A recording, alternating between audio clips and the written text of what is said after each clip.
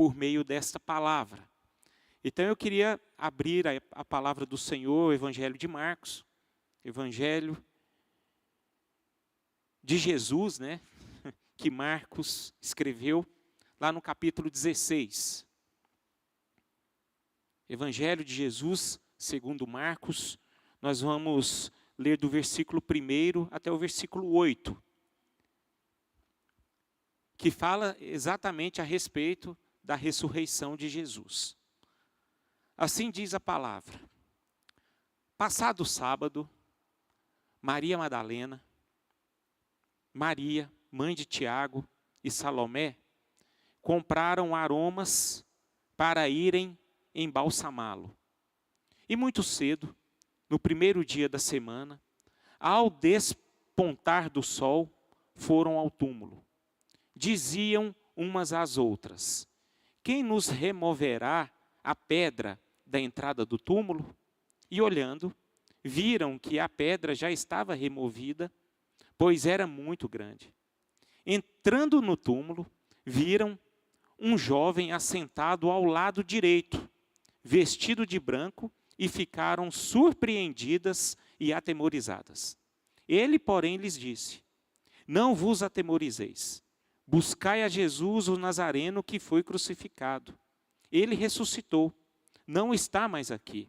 Vede o lugar onde o tinham posto. Mas ide, dizei a seus discípulos e a Pedro, que ele vai adiante de vós para a Galiléia. Lá o vereis, como ele vos disse. E saindo elas, fugiram do sepulcro, porque estavam possuídas de temor e de assombro, e de medo. Nada disseram a ninguém. É até aí. Pai, em nome de Jesus, eu rogo a Ti, Senhor, que por meio desta palavra, o Senhor esteja tocando em nossos corações.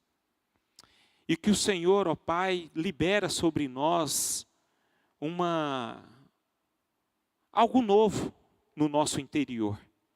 E que a Tua igreja, Senhor, ela seja edificada para a honra e glória do Teu nome. Portanto, Senhor, que seja o Senhor para falar conosco. Em nome de Jesus, amém e amém. Amém. Eu li esse texto, lembrei disso aqui. Isso aqui é o túmulo, gente? É? Geração Vida, aqui tem alguém de Geração Vida aqui? Amém. Vai ser bacana essa noite. E isso é maravilhoso, né, Vinícius? É a pedra bem grande. Para os meninos ela vai ser bem grande mesmo. Mas o fato é que a Páscoa, ela de fato, ela precisa ser reverenciada, ela precisa ser comemorada e festejada, né? Como eu já disse agora há pouco, eu acho que muitos não conhecem o sentido da Páscoa, mas outros também conhecem, mas não faz muito questão de celebrar esse dia tão importante na vida cristã. E eu, particularmente dizendo, eu não tenho dúvida que o maior milagre que nós, como cristãos, já vimos, ele está num túmulo vazio. E é por isso que nós precisamos comemorar, nós precisamos reverenciar esse evento tão especial. Eu entendo, em relação à própria palavra de Deus, que se o pecado foi a maior tragédia da humanidade, a ressurreição foi o maior milagre que a humanidade já experimentou. Então essa é a verdade que nós podemos perceber através do Evangelho. Nós podemos olhar aqui que o homem foi o autor da tragédia, mas Deus foi o agente do milagre. Então nós podemos ver Deus trabalhando de uma forma muito poderosa na ressurreição. E nós podemos perceber que você pode visitar o túmulo de Buda, você pode visitar o túmulo de Maomé, de Allan Kardec, você pode visitar o túmulo de Maria, vocês vão encontrar os ossos deles ali. Mas de Jesus não. Se você for até o túmulo de Jesus, você não vai encontrar nada. Você só vai encontrar apenas uma pedra removida. Porque de fato, Jesus ressuscitou. Sem a ressurreição, queridos, o evangelho teria terminado com más notícias. Essa é uma questão que nós precisamos nos conscientizar. Sem a ressurreição, o evangelho teria terminado com más notícias. E que más notícias são essas? A nossa fé seria vã. A nossa pregação aqui, este dia de hoje, seria inútil. A nossa esperança seria vazia. O nosso testemunho seria falso. Os nossos pecados não seriam perdoados. E seríamos as pessoas mais infelizes de todos os homens. Então, queridos, sem a ressurreição, a morte teria a última palavra. A nossa esperança do céu seria apenas um pesadelo. O cristianismo seria o maior engodo da história, a maior farsa já inventada. Mas, de fato, o nosso Senhor ressuscitou e está presente no nosso meio. Nós, como igreja, nós não pregamos e nem vivenciamos um Cristo que esteve vivo e morreu. Mas nós pregamos e vivenciamos o Cristo que esteve morto e está vivo pelos séculos dos séculos. Amém. E Ele é o dono da igreja. Ele é que direciona tudo isso aqui, queridos. Porque se nós fôssemos que direcionássemos essa igreja já teria sido acabada. Não faria sentido. Nós não temos condições nenhuma de governar e direcionar a igreja. Mas Jesus está vivo. E Ele é que direciona, e Ele que faz as coisas acontecerem e vai acontecer até a sua volta. Então, queridos, por fim, a ressurreição de Jesus Cristo é o alicerce da nossa fé. Amém? A nossa fé se baseia na ressurreição de Jesus. Nós temos um pilar, nós temos um alicerce. E esse alicerce é a ressurreição do nosso Senhor. E eu queria, aqui de introdução, a respeito dessa introdução, eu queria apontar aqui algumas bênçãos provenientes a respeito da ressurreição de Jesus Cristo. Porque a ressurreição de Jesus Cristo, ela trouxe muitas bênçãos para todos nós, para a sua igreja. Então nós podemos, na ressurreição de Cristo, como o maior milagre de Deus, mas nós fomos as pessoas que mais foram beneficiadas a respeito dessa ressurreição. E eu queria apontar algumas aqui, e são várias, mas eu queria apontar algumas que nós podemos tirar desse texto. Então, primeiro, a respeito do milagre. O milagre da vida eterna. Porque eu vejo, queridos, a ressurreição de Jesus um grande milagre de Deus. Então eu queria apontar aqui alguns milagres a respeito da própria ressurreição do nosso Senhor. E um deles é o milagre da vida eterna. Então diz aqui Marcos 16, capítulo 16, versículo 5. E entrando no túmulo, viram um jovem assentado ao lado direito, vestido de branco, e ficaram surpreendidas e atemorizadas. O versículo 6 fala: Ele, porém, lhes disse: Não vos atemorizeis, buscai a Jesus, o Nazareno, que foi crucificado. E de fato ele foi crucificado, mas ele ressuscitou. Não está mais aqui. Vede, o lugar onde o tinham posto. Então ali, Maria, Madalena, no caso, ela foi lá juntamente com Salomé, viram que o túmulo estava vazio. Então, meus irmãos, a salvação chegou até nós, porque a morte foi vencida por conta da ressurreição. Se não tivesse a morte de Jesus, se não tivesse a sua ressurreição, a salvação não teria chegado em nossas vidas. Então nós podemos entender que a cruz não é o fim da história.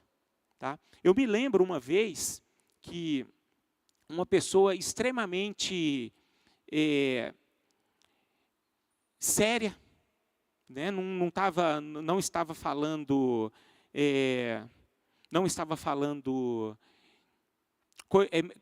maldosamente comigo, né? Mas ele falou a respeito porque possuía uma ignorância na sua mente, no seu coração. Me disse que eu tenho uma corrente, né? Eu tenho uma correntinha. Eu gosto dessas correntes, eu uso ela. E essa correntinha minha tem uma cruz, né? E ele viu essa cruz em mim e falou: cara, por que você usa isso? Eu falei: rapaz, eu uso porque eu gosto. Ele falou: cara, você sabia que cruz, ela significa morte? Né? E eu, como instantaneamente, eu falei: meu irmão, você está equivocado, né? Porque a cruz, ela gera vida. Então é bom nós entendermos que, porque muitos pensam que a cruz, ela nada mais é do que um instrumento onde Jesus, o corpo de Jesus Cristo, foi morto ali pronto, acabou. Que significa a morte. Mas nós, como cristãos, entendemos que a cruz não é o fim da história. Ali, de fato, Jesus morreu, mas ele morreu para que ele pudesse ressuscitar e trazer vida a nós. E essa vida é uma vida salvadora, irmãos. Se não fosse a ressurreição, nós estávamos mortos. E não tínhamos mais esperança, não tínhamos mais vida. Então, queridos, a sexta-feira da paixão que passou, né, sexta-feira agora, não é o fim de todo esse drama. O fato é que no dia de hoje, é um dia tão maravilhoso, em que esse Jesus Cristo, ele ressuscitou dentre os mortos, e trouxe uma vida não só apenas para ele, mas todos aqueles que nele crê. E aonde faz sentido aquilo que João diz, lá no capítulo 3, verso 16, que Deus amou o mundo de tal maneira, que deu seu Filho unigênito, para que todo aquele que nele crê não pereça, mas que tenha vida para sempre. Então, irmãos, a vida eterna chegou a todos que creem em Jesus. E isso aí, queridos, é um fato maravilhoso, é um milagre maravilhoso. E muitos de nós, muitas vezes, esquecemos dessa porção tão maravilhosa. Nós nos acostumamos. Você já reparou que a gente acostuma com as coisas? Você já reparou que a gente acostuma em estar na igreja? A gente acostuma a servir a Deus, a gente acostuma a ler a palavra do Senhor, a gente acostuma com tudo. Mas esse tipo de coisa aqui nós não poderemos, como igreja, acostumar, porque foi o maior fato histórico que a humanidade já presenciou, irmãos. Foi a ressurreição do nosso Senhor, porque a ressurreição prova que o amor é mais forte que o pecado. A ressurreição prova que a vida é mais forte que a morte. Essa é a grande questão. Então, irmãos, isso precisa ser celebrado no nosso meio. Eu queria ler 2 textos com vocês. O primeiro deles está lá em 1 Coríntios 15, verso 14. Olha que tanto que é bem dito. O que essa porção da palavra fala. E se Cristo não ressuscitou, é vã a nossa pregação, é vã a nossa fé. E somos tidos por falsas testemunhas de Deus, porque temos asseverado contra Deus que ele ressuscitou a Cristo, ao qual ele não ressuscitou, se é certo que os mortos não ressuscitam. Porque se os mortos não ressuscitam, também Cristo não ressuscitou. E se Cristo não ressuscitou, é vã a vossa fé, e ainda permaneceis nos vossos pecados. E ainda mais, os que dormiram em Cristo pereceram. Se a nossa esperança em Cristo se limita apenas a esta vida, somos os mais infelizes de todos os homens. Mas, de fato, Cristo ressuscitou dentre os mortos, sendo Ele as primícias dos que dormem. Visto que a morte veio por um homem, também por um homem veio a ressurreição dos mortos. Porque assim como em Adão todos morrem, assim também todos serão vivificados em Cristo.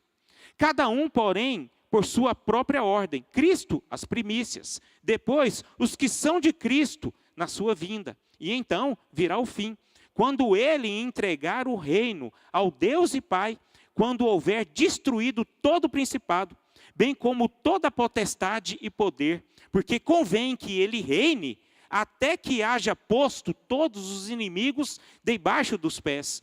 O último inimigo a ser destruído é a morte, porque todas as coisas sujeitou debaixo dos pés, e quando diz que todas as coisas lhe estão sujeitas, certamente exclui aquele que tudo lhe subordinou.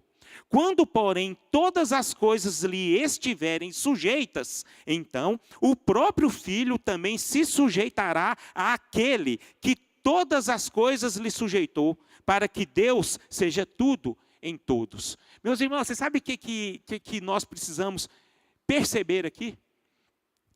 Nós estamos falando aqui porque nós somos conhecedores da história, e isso é uma questão, parece que é muito normal para nós.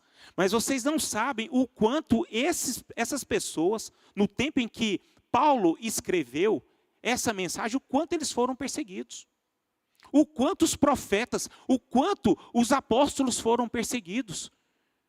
Porque eles falaram de um Jesus ressuscitado. E aquelas pessoas, mas como que ele ressuscitou? Como ele ressuscitou?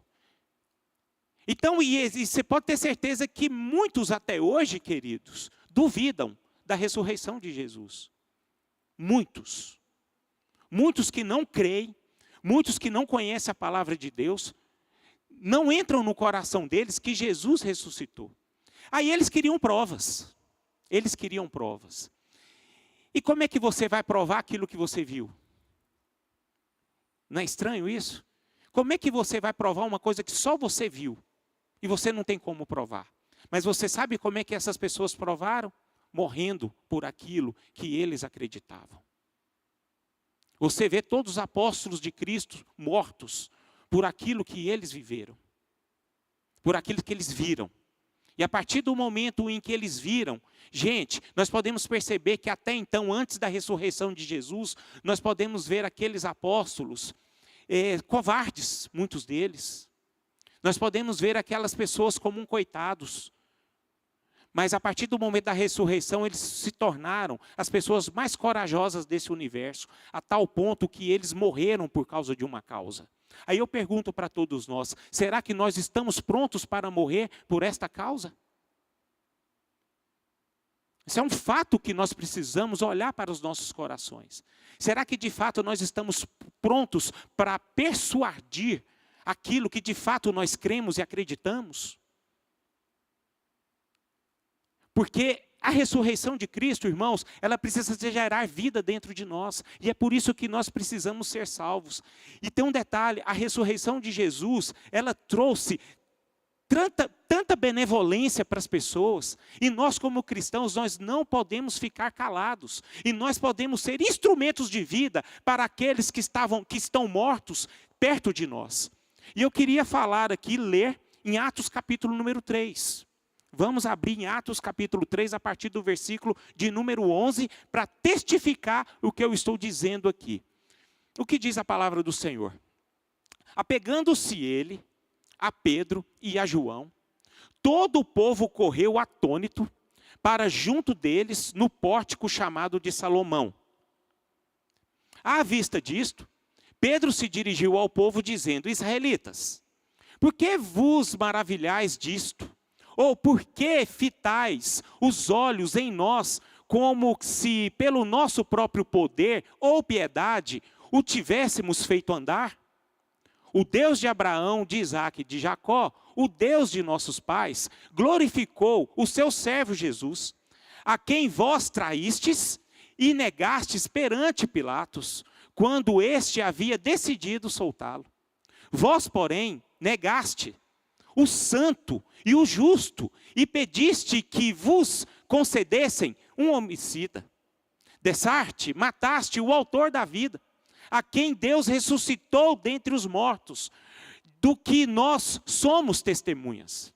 Pela fé, em nome de Jesus, é que esse mesmo nome fortaleceu a este homem, que agora vedes, e reconheceis. Sim, a fé que vem por meio de Jesus, deu a este saúde perfeita na presença de todos vós.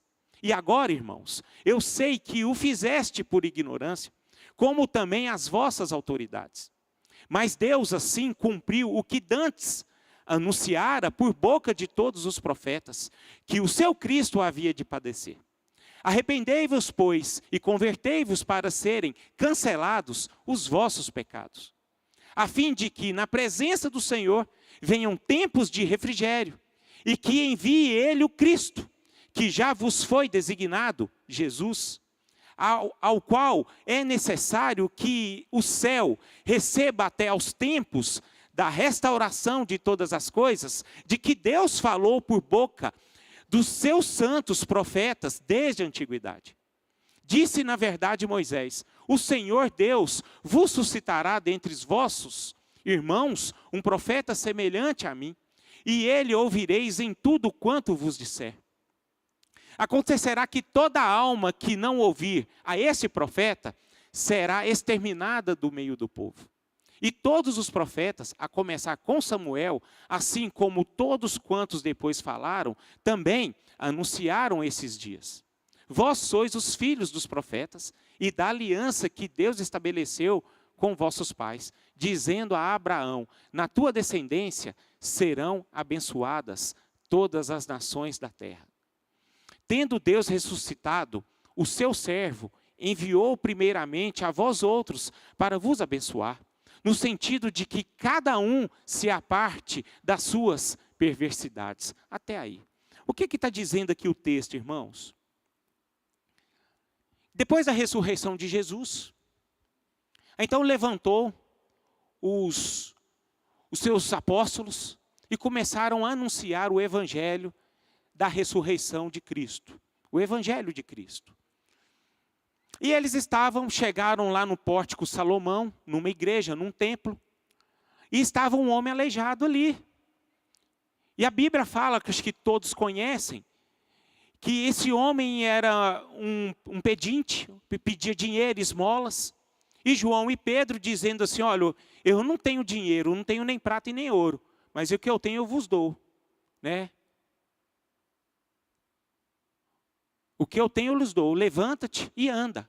E assim aconteceu na vida desse homem, desse aleijado. Ele se levantou e andou. E a partir daí, toda a igreja ali no local, o templo, eles ficaram atônitos. Eles ficaram perplexos pela benevolência da ressurreição na vida desse homem. E foi ali que começou todo o cenário da graça e do poder de Deus sendo manifestado depois da ressurreição, através do Espírito Santo do Senhor.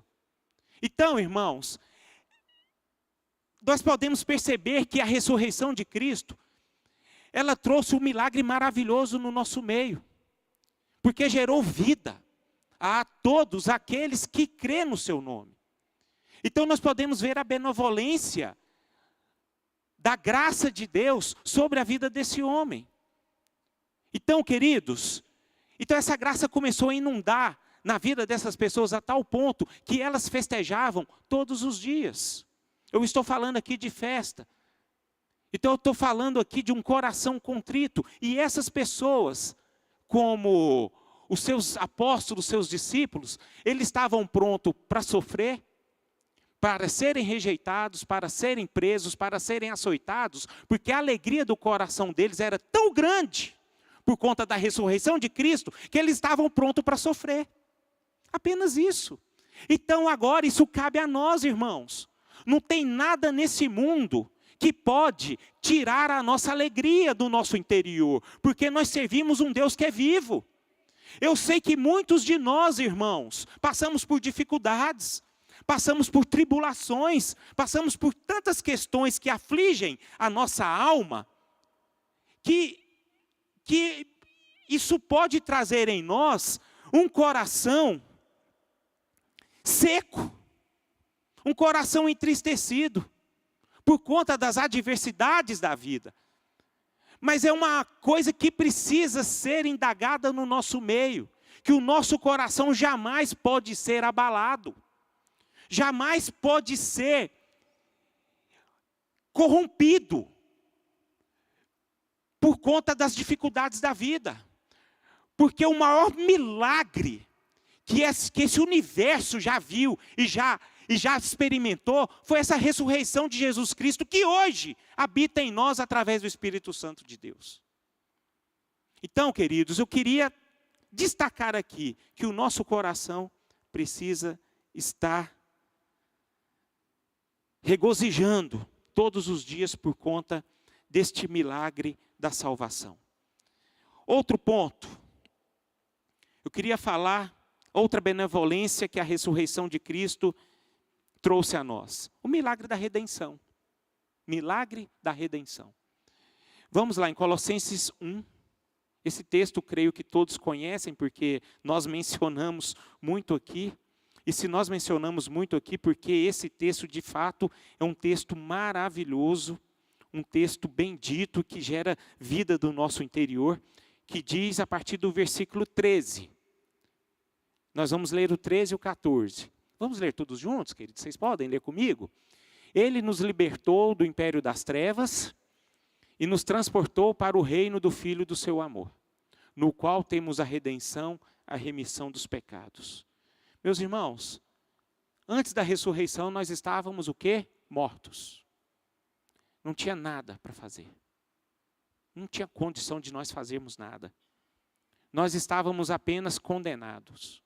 Eu não sei se você já recebeu uma sentença de uma condenação. Você já recebeu ou não? Eu acho que existem vários tipos de condenação. Mas você já chegou multa lá na sua casa? Né? Uma multa que você tem que pagar. É horrível, não é? Agora imagina você sendo condenado e sem vida. Sua vida está condenada. Você tá morto e não tem mais o que fazer. Imagine se apenas uma multinha já entristece o nosso coração. Imagine se nós nos conscientizarmos desta verdade que nós, de fato, nós estávamos condenados. Gente, não teríamos vida. E eu acho interessante que nós precisamos também entendermos que existe um montão de gente que não tem vida. Tá? Porque um montão de gente não sabe ainda o que é a ressurreição de Jesus Cristo. E entendam que o mal, ele existe. E ele é uma realidade concreta. Eu falo por mim mesmo. Antes de me converter, eu não tinha vida com Deus. Eu pensava que eu tinha vida com Deus. Então é diferente você ter uma vida e pensar que tem uma vida. Está muito longe. E muita gente pensa que tem uma vida, mas de fato não tem. Por que ela não tem? Porque ela está sob o domínio do mal. E esse mal, meus irmãos, ele tem um dono. Esse mal, ele tem um reino. E a igreja precisa conscientizar. A Bíblia fala que a nossa luta não é contra carne e nem sangue, mas é contra os principados e potestades. Então existe um ser maligno aí que governa este mundo e governa as pessoas. E ele tem algumas características, né? Ele é um destruidor, ele é um tentador, ele é um mentiroso, ele é um assassino. E todas as pessoas que praticam a mentira, que são tentados, que têm o poder de destruir as coisas, que é um assassino, que é um enganador, ele está sob servidão a esse Senhor, que é Satanás, que é o diabo, o pai da mentira. Então, existe esse reino, queridos. Existe esse reino. Existe esse reino, e este reino ele tem domínio sobre pessoas que ainda não compreendem o milagre da redenção. E estão sob o governo, sob a direção, o poder de Satanás. E esse Satanás, irmãos, ele é tão violento, ele é tão perigoso, que ele tentou Jesus o tempo inteiro. E você acha que não vai tentar as pessoas? Que não vai tomar conta das pessoas? Então, nós como igreja devemos entender que existe o império do mal em ação neste mundo. Em ação deste mundo. E ele age de uma forma muito poderosa e maldosa, que vem destruindo um monte de pessoas. Mas através dessa ressurreição de Jesus, nós como cristãos fomos libertados do império das trevas. E vocês não sabem o tanto que isso é maravilhoso, meus irmãos. Porque, de fato, eu sou essa pessoa que eu posso testemunhar. E eu acho que todos vocês também podem testemunhar. Porque quantos de nós já fomos presos por questões de que nós fazíamos coisas erradas, no aspecto de mentiras, pecados que nós não conseguíamos vencer. Então essas questões todas, irmãos, dominavam a nossa alma, dominavam o nosso corpo. Então, irmãos, mas veio esse Jesus Cristo, que ressuscitou e tem o poder de desarmar toda situação maligna pré-existente nesse mundo. Porque é o seguinte, porque Jesus Cristo ele só não apenas venceu a morte. Ele venceu a morte e nós fomos ressuscitados juntamente com ele. Mas a ressurreição, ela se vive aqui, irmãos. Não só apenas na eternidade. Jesus Cristo, ele ressuscitou para que nós pudéssemos viver como igreja a ressurreição dele neste lugar. Como? Vivendo em santificação. Vivendo de uma forma coerente, livre do poder do pecado. Nós, a palavra de Deus diz que nós não somos mais escravos do pecado. O pecado não há domínio sobre nós. E só aqueles que se conscientizam dessa ressurreição e tomam posse desse poder do milagre da redenção, é que está livre do poder do mal sobre a vida dela, irmão. Então nós como igreja somos beneficiados diante da graça de Deus, que nós somos livres de todo esse mal. E Deus foi o único que pôde nos libertar desse império. E foi Deus, irmãos.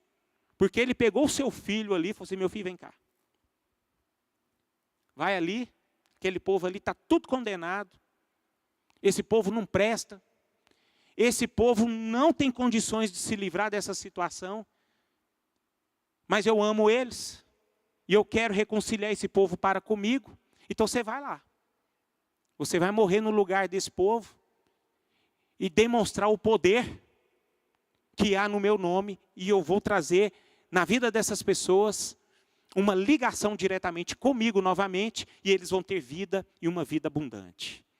Então, queridos, esse é o milagre da redenção. Vocês estão comigo aqui, amém?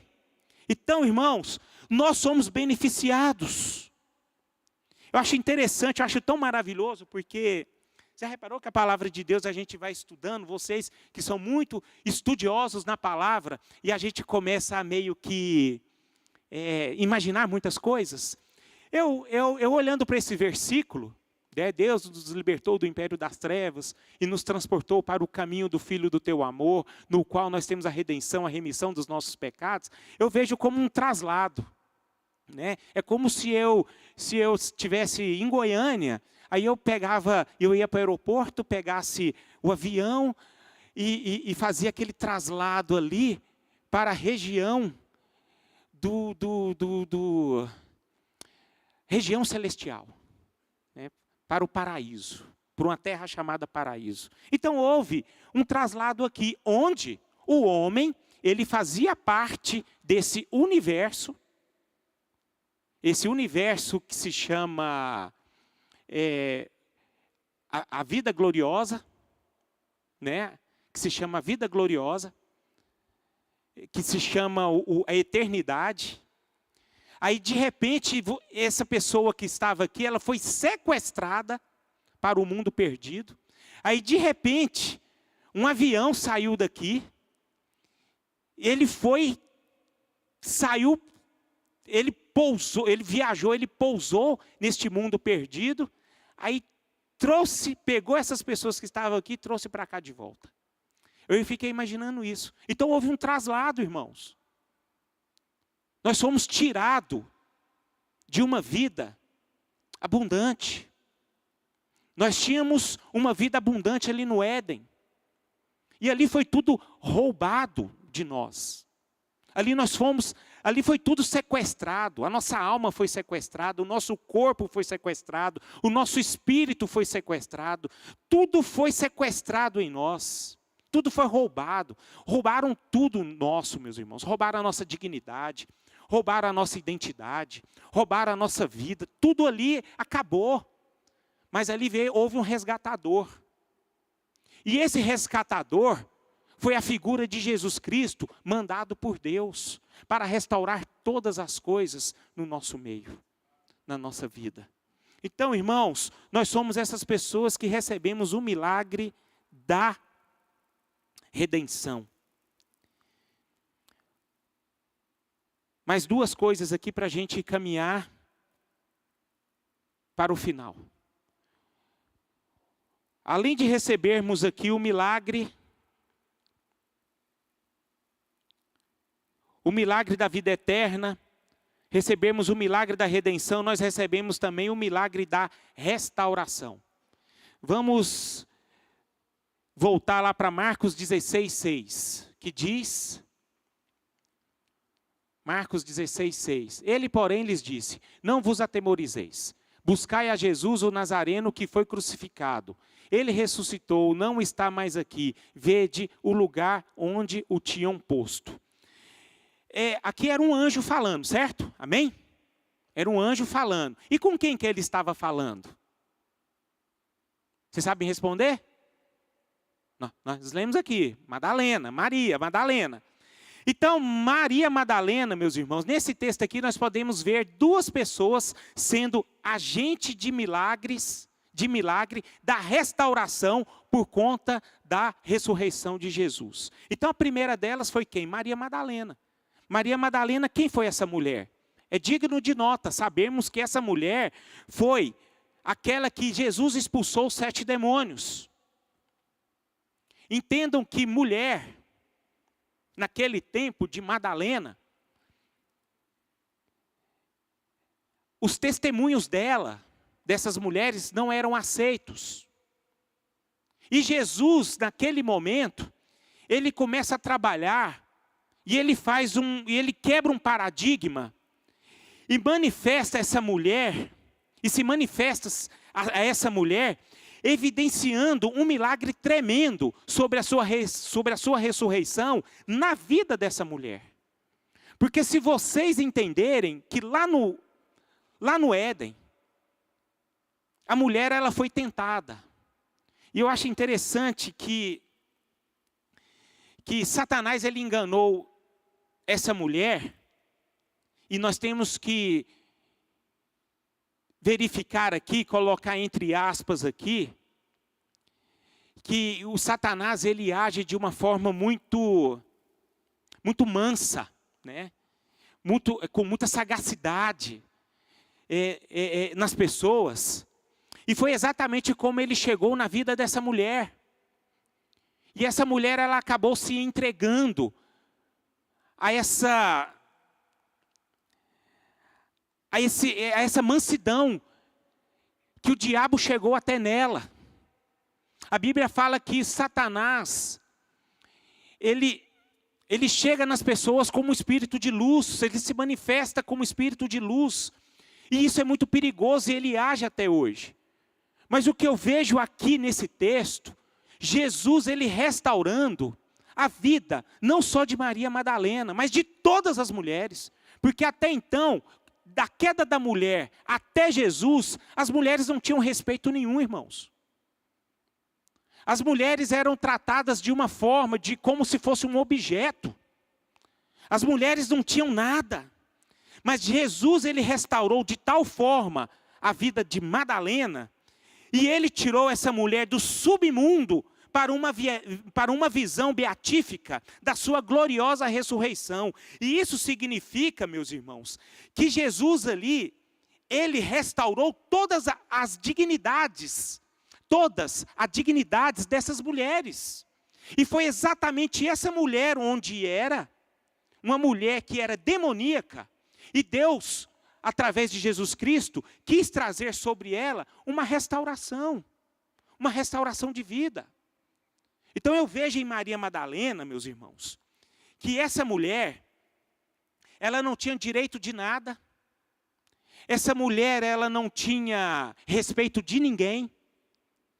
Mas Jesus deu uma atenção especial para essa mulher, para que todas as mulheres e toda a sociedade, toda a humanidade vê o quanto que as mulheres são importantes para Deus, para Jesus e para o reino de Deus. Então eu vejo uma restauração aqui bendita, diante da ressurreição de Jesus. Essa mulher, ela foi restaurada, mas não por conta só da vida dela, mas para o resgate de todas as mulheres que há nesse universo. Então, irmãos, nós podemos ver aqui que Maria, aquela mulher que não era respeitada por ninguém, foi ela que participou da crucificação, ela participou da administração dos bens de ministério de Jesus, e ela participou também da ressurreição de Jesus. E ela teve a oportunidade de ser a primeira pessoa a anunciar a sua ressurreição. Aí nós podemos ver aqui que as mulheres, elas foram um agente de resgate através da figura de Maria Madalena. Vocês estão me compreendendo aqui? Sim ou não? Vocês estão me entendendo tanto como é que Jesus trabalha? Ele pegou aquela pessoa mais improvável. Uma pessoa que não era exemplo para ninguém, para resgatar a vida de todas as mulheres. Vocês já pensaram nisso? E hoje, irmãos, nós estamos vivendo numa época do feminismo, né? Que querem ganhar o seu espaço. Mas só que o espaço dessas mulheres já foi resgatado há muito tempo, por conta da ressurreição de Jesus Cristo. Nós precisamos entender que a mulher, aos olhos de Cristo, e por conta da ressurreição de Jesus Cristo, elas são iguais aos homens.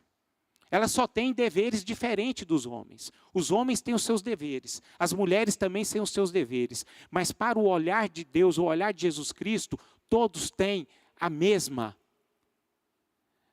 proporção. Tem o mesmo valor, tem o mesmo amor para com o Pai. Então, meus irmãos, aquela que estava possuída de demônios, agora se transformou em uma embaixadora das boas novas do Evangelho. E o outro agente de resgate, nós já estudamos várias vezes aqui, não vou mencionar profundamente, mas foi Pedro, Simão Bar-Jonas. Esse homem também foi um homem que foi agente de restauração por conta da ressurreição de Jesus. Todos sabem que Pedro negou. E ali o ministério de Pedro tinha acabado, irmãos. A Bíblia fala que ele foi pescar, né? Que ele estava pescando. Mas quando ele apareceu para Maria Madalena, quando o anjo apareceu para Maria Madalena, o que a palavra de Deus fala? Olha, chama os seus discípulos, chama os discípulos, chamam todos, e traz também Pedro. Traz também Pedro, porque o próprio Deus sabia que Pedro, ele tinha caído, tinha negado. Ele tinha abandonado. O coração dele estava destruído. Aquilo que ele tinha experimentado já tinha morrido na vida dele.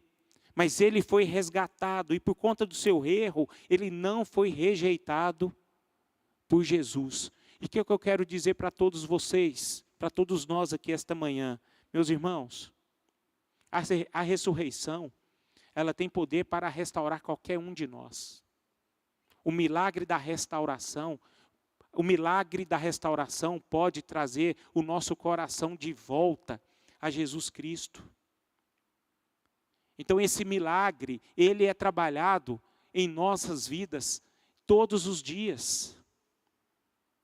E existem muito aqueles que caem e não voltam mais porque acham que não tem mais jeito.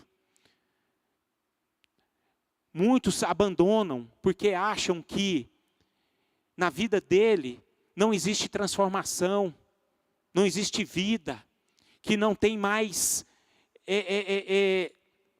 situação em que ele pode ser restaurado, mas isso é uma mentira do diabo no coração dessa pessoa, porque não tem ninguém nesse mundo, meus irmãos, não tem ninguém nesse mundo que pode ser restaurado por conta do poder da ressurreição de Jesus Cristo. Todos podem ver, até aquelas pessoas que a gente nem acredita, mas se render, conhecer a Jesus, abrir o coração para o Evangelho, essa pessoa tem condições de voltar, de ter uma vida abundante. Eu estou falando aqui, eu lembrei, e a igreja tem que tomar muito cuidado com isso, viu, irmãos? A igreja tem que tomar muito cuidado naquilo que eu estou falando, porque nós aqui, você já reparou que nós, muitas vezes, nós somos aquelas pessoas que gostam de julgar? Que gostam, né, de julgar as coisas. A Bíblia fala que nós devemos julgar a palavra. Se está pregando certo ou errado. Mas julgar as pessoas, isso é errado para nós, viu? Nós temos que tomar muito cuidado com isso. Porque todos podem ser alvo da graça de Deus, a partir do momento que se ela se conscientizar, abrir o coração para o Senhor. Então pode haver escândalos da nossa parte, de ver uma pessoa toda destruída entrar aqui no nosso meio, e querer entregar a vida para Jesus e nós assustarmos. Isso não pode ser, a gente não pode assustar, a gente tem que festejar. Tem uma história de um rapaz, eu não lembro o nome dele, mas foi um ator, ator de novela. Muitos anos atrás ele matou a pessoa, uma menina que fazia parte do trabalho. Na novela ele era namorado dela. E na vida real ele matou essa menina, e isso teve uma comoção nacional, né? Todo mundo ficou sabendo dessa história. Eu acho que isso aconteceu na década de 90, não lembro mais. Mas enfim, você sabe o que aconteceu com esse homem? Esse homem se converteu, ele virou pastor, irmão. Esse homem se converteu, ele virou pastor, lá na igreja da Lagoinha, Belo Horizonte. Vocês não sabem a perseguição que esse homem enfrentou diante de uma sociedade inteira por conta disso.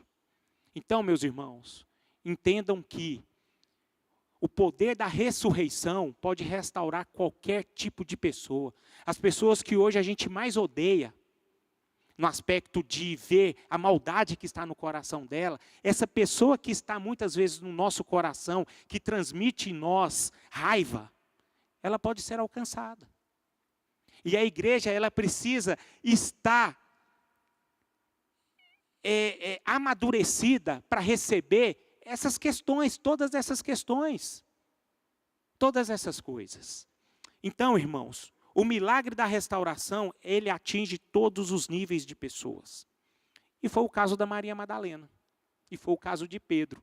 Porque a gente vê tanta injustiça hoje, não vê? Gente matando. A gente vê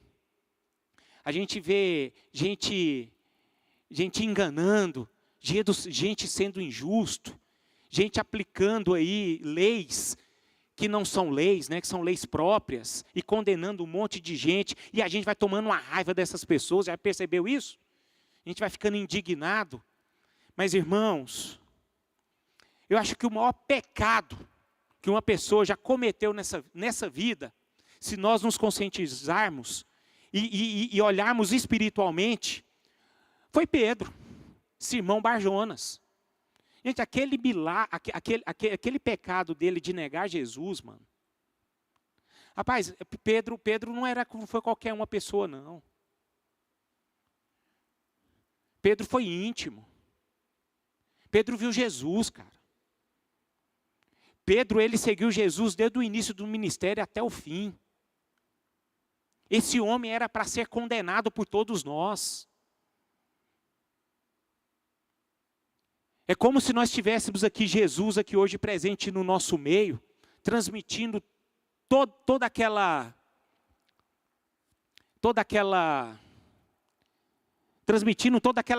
gloriosa graça, né, através da vida dele. E um de nós aqui chegássemos e negasse Jesus. Mas Pedro não foi rejeitado pelo próprio Jesus, onde ele foi negado. Então aquele mesmo objeto de negação foi aquele que estendeu a mão para Pedro, dizendo: Pedro, vem, eu te amo. Meus irmãos, para nós entendermos, Judas, ele só foi para o inferno porque ele não se arrependeu. Não foi pelo simples fato, o ato de entregar Jesus, de vender Jesus.